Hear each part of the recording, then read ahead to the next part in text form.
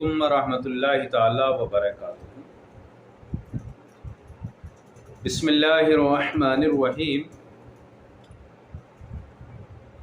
الحمد للہ رب العالمین والعاقبۃ للمتقین والصلاة والسلام علی سید المرسلین وعلی آلہ واصحابہ اجمعین۔ اما بعد فاعوذ باللہ من الشیطان الرجیم۔ بسم اللہ الرحمن الرحیم۔ الا ان اولیاء اللہ لا خوف علیہم ولا هم يحزنون۔ صدق اللہ العظیم۔ صلی اللہ علی النبی الامی وآلہ صلاۃ و سلام علیک یا رسول اللہ،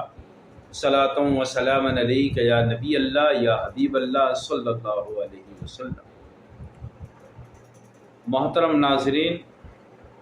سامعین، ناظرات، سامعات، اللہ رب العزت جل جلالہ عما نوالہ نے اپنے مقدس قرآن مجید کے اندر ارشاد فرمایا کہ الا ان اولیاء اللہ لا خوف علیہم ولا هم يحزنون۔ بے شک خبردار، اللہ کے ولیوں کو نہ کچھ خوف ہے اور نہ ہی کوئی غم۔ اولیاء کرام کی جماعت کی جو تعداد ہے وہ بے شمار ہے، اور دنیا میں اولیاء کرام کو اللہ رب العزت نے یہ شان بخشی ہے کہ وہ اللہ کے دوست ہیں، اللہ کے عزیز ہیں، اللہ کے مقرب ترین بندے ہیں۔ اللہ تبارک و تعالیٰ نے ان کو یہ اعزاز بخشا کہ انہیں نہ دنیا میں کسی چیز کا خوف ہے اور نہ ہی کسی چیز کا غم ہے، نہ ہی وہ دوزخ کا ڈر محسوس کرتے ہیں اور نہ ہی وہ جنت کی طلب کرتے ہیں۔ وہ تو بس عشق الہی کے سمندر میں ہمہ وقت غوطہ زن رہتے ہیں۔ انہی اولیاء کرام میں ایک مشہور و معروف بزرگ، سلسلہ قادریہ مجددیہ کے نامور ترین شیخ، اسلام دین کے عظیم زبردست مبلغ حضرت امام ربانی مجدد الفسانی حضرت شیخ احمد فاروقی سرہندی نور اللہ مرکزہ کی ذات ستودہ صفات بھی ہے۔ آپ کا اسم گرامی شیخ احمد فاروقی اور آپ کے والد گرامی کا نام حضرت شیخ عبدالاحد چشتی علیہ الرحمہ ہے۔ آپ کا سلسلہ نسب امیر المومنین حضرت عمر فاروق اعظم رضی اللہ تعالیٰ عنہ سے ملتا ہے۔ حضرت امام ربانی مجدد الفسانی شیخ احمد فاروقی سرہندی کو امت محمدیہ کے فرزند امام ربانی مجدد الفسانی مبلغ اسلام، محافظ اسلام اور ناصر اسلام اور غواص بحر طریقت، چشمہ سلسلہ قادریت، بہت سارے القاب و آداب سے یاد کرتے ہیں۔ حضرت امام ربانی کی زندگی کے تینوں حصوں کو جب تحقیق کی جائے، اسٹڈیز کی جائے، تو یہ بات منظر عام پر آتی ہے اور یہ معلوم ہوتا ہے کہ حضرت امام ربانی کا وہ بچپن ہو یا کہ جوانی ہو یا کہ ہو بڑھاپا، تینوں ہی تابندہ اور درخشندہ ہیں۔ آپ نے اپنی 63 سالہ زندگی اسلام کے فروغ میں، اسلام کی حفاظت میں گزاری۔ آپ کے آباء و اجداد نے بھی اسلام کے فروغ میں سنہرا کارنامہ انجام دیا۔ آپ کی اولاد امجاد نے بھی اسلام کے فروغ میں سنہرا کارنامہ انجام دیا۔ اسلام جب ہمارے ملک میں، ہمارے وطن عزیز ہندوستان کے اندر اکبر نے گمراہی کا ایک سیلاب بہایا تھا اور ایک نیا دین جاری کیا تھا کہ جس کا نام تھا دین الہی، تو وہ اس کا جب سیلاب پوری آب و تاب کے ساتھ بہنے لگا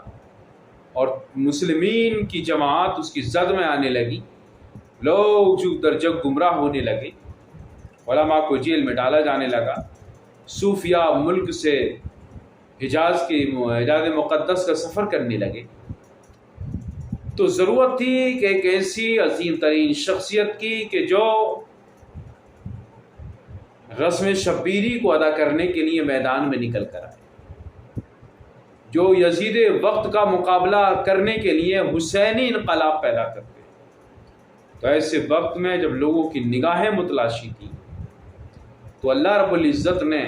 اللہ کی رحمت نے جس شخصیت کا چناؤ کیا، انتخاب کیا، وہ حضرت امام ربانی مجدد الفسانی حضرت شیخ احمد فاروقی سرہندی علیہ الرحمت والرضوان کی ذات تھی۔ اور آپ نے اکبر کے گمراہ کن سیلاب پر ایسا ایمانی بند باندھا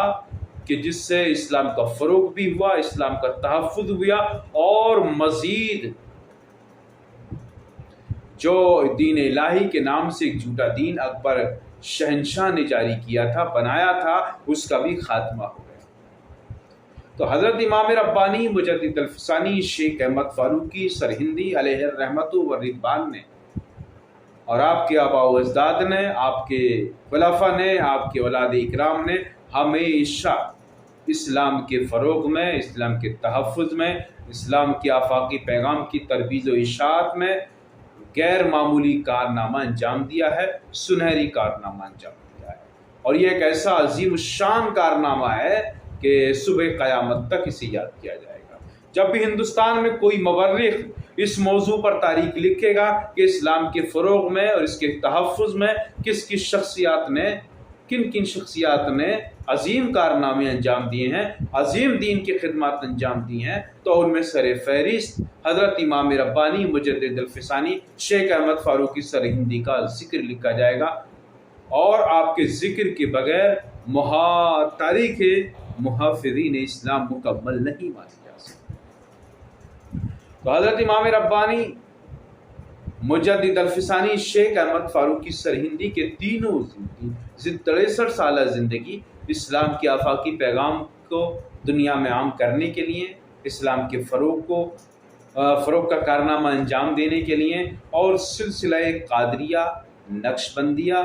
چشتیہ، شہر پردیہ، دنیا کے اندر جتنے فیضان کے سلسلے ہیں، سلاسل پائے جاتے ہیں، تمام سلاسل کے فیضان کا مجموعہ آپ کی ذات تھی، اور آپ کی ذات ستودہ سے پوری دنیا کو اسلام میں آپ فیضان نصیب ہوا ہے۔ اور میں تو یہاں تک کہنا چاہتا ہوں کہ قیامت تک جب بھی کوئی تنظیم بنے گی، کوئی تحریک بنے گی، یا کوئی مدرسہ ہوگا، یا کوئی خانقاہ ہوگی، غرض کی کوئی بھی دینی کارنامہ انجام دیا جائے گا، اسے واسطہ بلا واسطہ حضرت امام ربانی کا فیض حاصل ہوگا، اور امام ربانی کے فیض سے ہی وہ تحریک کامیاب ہوگی، اور وہ تحریک ہرگز کامیاب نہیں ہو سکتی جو یہ تصور کرے گی کہ ہم امام ربانی مجدد الفسانی کے فیوزات سے محروم رہ کر ہم کارنامہ انجام دیں۔ تو اب ضرورت ہے اس بات کی کہ ہم امام ربانی مجدد الفسانی کی ذاتی ستودہ صفات پر کام کریں، آنے والی نسل کو آپ کے عظیم الشان کارناموں سے باور کرائیں، روشناس کرائیں، کیونکہ ہماری آنے والی نسل جتنا امام ربانی کو پڑھے گی، سنے گی اور آپ پر تحقیق کرے گی، اتنا ہی مذہب اسلام کو فائدہ پہنچے گا، اور اس کا پیغام، آفاقی پیغام دنیا میں عام ہوتا ہے۔